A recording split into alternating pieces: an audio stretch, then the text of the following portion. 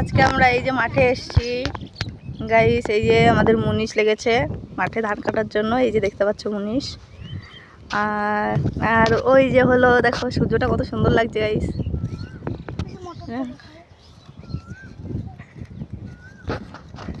বাবা আর মা ধান বোয়াচ্ছে, কারণ আমাদের ধানটা দেখো সবার মাঝখানে গাইস। এই যে কোনো গাড়ি ঢুকবে না, তো আমাদেরই বোয়াতে হবে। মুনিশ লাগিয়েছে কিন্তু মুনিশে গরমের জন্য আসতে পারেনি। এই যে এই যে ধান বুয়ে বুয়ে নিয়ে যাচ্ছে সবাই। আর ওই যে আমাদের ধান কাটা ডান। আমাদের সবার ফার্স্ট ধান কাটা হয়েছে। আমাদের যারা যারা লাগিয়েছে তাদের সবার আগে আমাদের ধান কাটা হয়েছে গাইস। আচ্ছা সূর্যটা দেখো। এইখানটাও ধান কাটা হচ্ছে। এই যে ধান কেটেছে।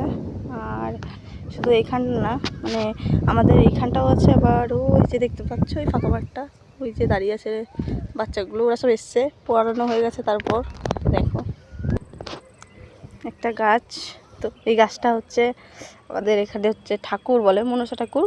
তো নিমতলা যে আমরা বলি নিমতলা। তো ওই দেখো, চলো ওইখানটায় যাবো, তোমাদের দেখাই চলো।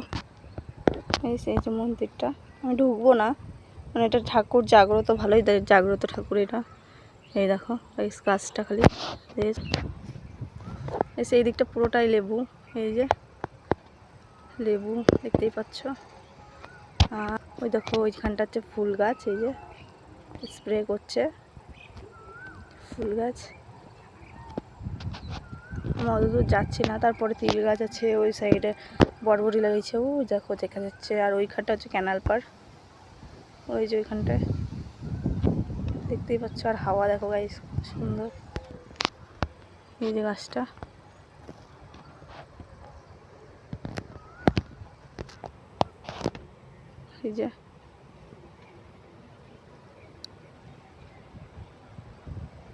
এই যে দেখো কত সুন্দর এসব লাগিয়েছে। এই দেখো মাচা করা আছে, এগুলো ঝিঙে, ধুন্দুল, তারপরে এই যে লাউ, অনেক কিছু লাগানো হয়েছে দেখো গাইস। এই যে জল যাচ্ছে দেখো কত সুন্দর।